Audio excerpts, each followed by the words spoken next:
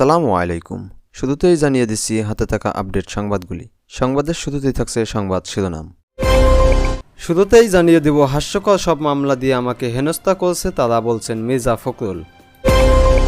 এরপর জানিয়ে দেব, এবারে ঈদে মানুষের দিন কেটেছে দুর্দশায়, বলছেন রিজভী। সর্বশেষ জানিয়ে দিব, বিদেশে বন্ধু থাকা ভালো প্রভু নয়, বলছেন রাশেদ প্রধান। শুনছিলেন সংবাদ শিরোনাম, এখন বিস্তারিত।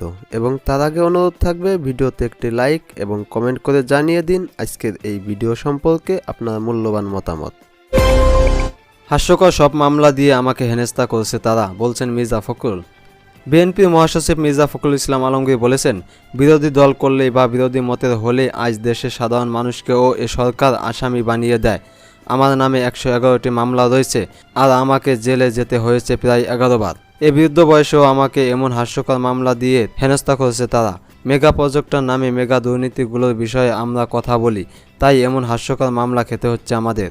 রোববার 14 এপ্রিল ঠাকুরগাঁওয়ের রুহিয়াই জেলা বিএনপির সভাপতি ও সাবেক উপজেলা চেয়ারম্যান বীর মুক্তিযোদ্ধা মরহুম তৈমুর রহমানের স্মরণসভায় প্রধান অতিথির বক্তব্যে তিনি কথা বলেন।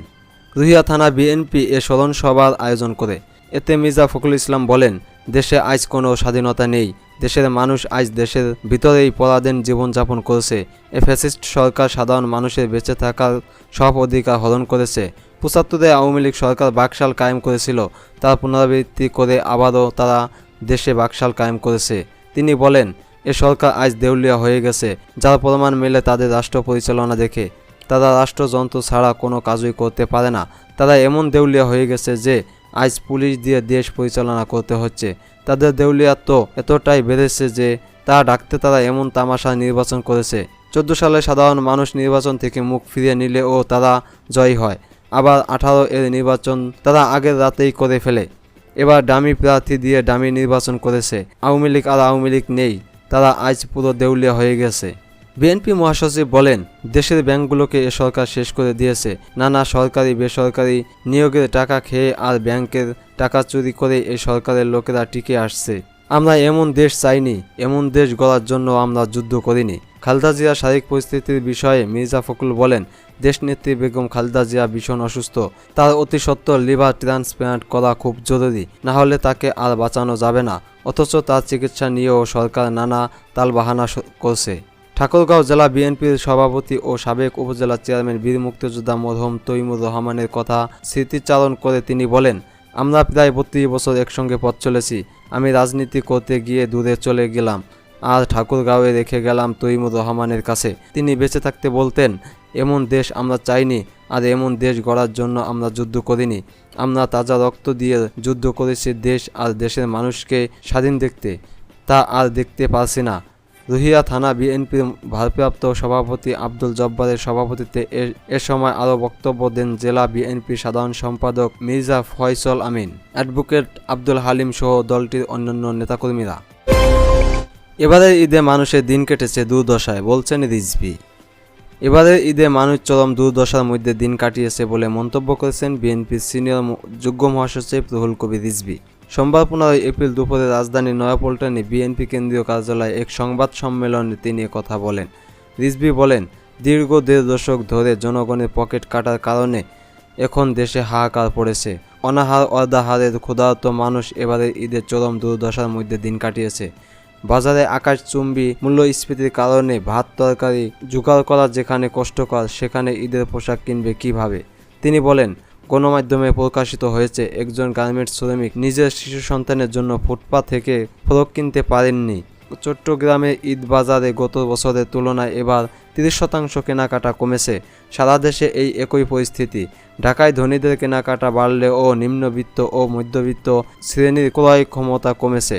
কাপড় ব্যবসায়ীরা শাড়ি, লুঙ্গি, পাঞ্জাবি তাদের টার্গেটের অর্ধেক বিক্রি করতে পারেননি। অনেক ব্যবসায়ী ঈদের আগে বাকিতে কাপড় নিয়ে বিক্রি করার পর তার টাকা পরিশোধ করে। এখন তাদের কপালে হাত।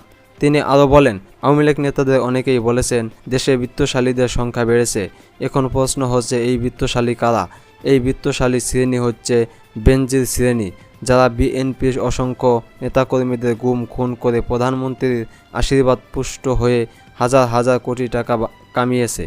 এছাড়া মেগা প্রকল্প ও অবাধে ব্যাংক লুটের কথা এমন কল্পকাহিনীতে পরিণত হয়েছে যা অতি বাস্তব অত্যাচারী শাসকের পদতলে পিষ্ট আজ বাংলাদেশ। বিএনপির এই সিনিয়র নেতা বলেন, আওয়ামী লীগের মন্ত্রী নেতারা জনগণকে প্রতারিত করে ভাউতাবাজির মাধ্যমে মানসিক আশ্রয় খুঁজছেন।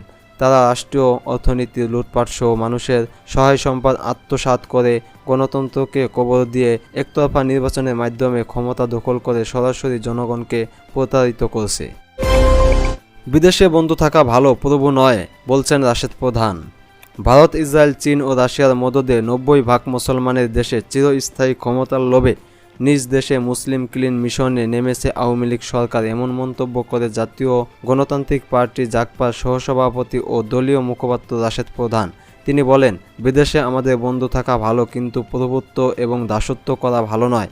দেশবাসীর আশঙ্কা হচ্ছে, যে দেশগুলো সরকার মুসলমানদের গুলি করে এবং পিটিয়ে হত্যা করে, যে দেশগুলোতে নামাজ এবং আজান নিষিদ্ধ, সে দেশের সঙ্গে রাতের আধারে আওয়ামী লীগ সরকারের কিসের সম্পর্ক জনগণ জানতে চায়। তিনি বলেন, আলামত ভালো নয়। বাংলাদেশের আকাশে স্বৈরতান্ত্রিক রাষ্ট্রগুলোর আনাগোনা বাড়তে শুরু করেছে।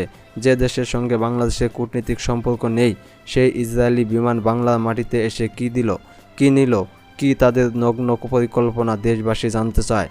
অবিলম্বে ভারত ইসরায়েলের সঙ্গে আওয়ামী লীগের গোলামি চুক্তি কী এবং ইসরায়েলি বিমান গভীর রাতে বাংলাদেশে আসার কারণ পররাষ্ট্র মন্ত্রণালয়কে জনসম্মুখে প্রকাশ করতে হবে। রাশেদ প্রধান আরও বলেন, বাংলাদেশে গত জাতীয় নির্বাচনে প্রকাশ্যে ভারতীয় হস্তক্ষেপ এবং সম্প্রতি ইসরায়েলি বিমান বাংলাদেশে অনুপ্রবেশের ঘটনা আমরা উদ্বিগ্ন এবং দেশবাসী আতঙ্কিত। কারণ এই জালিম সরকার শাক দিয়ে মাছ ঢাকার চেষ্টা করছে। আমাদেরকে ষড়যন্ত্রের গভীরে যেতে হবে। পার্বত্য অঞ্চল নিয়ে আমরা গভীরভাবে উদ্বিগ্ন। দেশবাসী হুঁশিয়ার থাকবেন। জাতীয় পার্টি কাজী জাফর মহাসচিব এবং সাবেক এমপি আহসান হাবিব লিঙ্কন বলেন, এ সরকার সংবিধান থেকে পঞ্চদশ সংশোধনী করে তত্ত্বাবধায়ক সরকার ব্যবস্থা বাতিল করেছে। অথচ শেখ হাসিনার নেতৃত্বে আমরা একসময় তত্ত্বাবধায়ক সরকারের জন্য আন্দোলন করেছিলাম, আর এখন তত্ত্বাবধায়ক সরকারের জন্য আন্দোলন করতে গিয়ে আমাদের জেলে যেতে হচ্ছে, গুলি খেতে হচ্ছে। সোমবার 15 এপ্রিল বিকেলে জাতীয় প্রেস ক্লাবের সামনে জাতীয় গণতান্ত্রিক পার্টি জাগপা আয়োজিত ইসরায়েলি বিমান বাংলায় কেন, সীমান্ত হত্যা থামবে কবে, পররাষ্ট্রমন্ত্রীর সমাপ্তি কবে, জবাব চায় বাংলাদেশ শীর্ষক প্রতিবাদী অবস্থান ও বিক্ষোভ সমাবেশে নেতারা এসব কথা বলেন।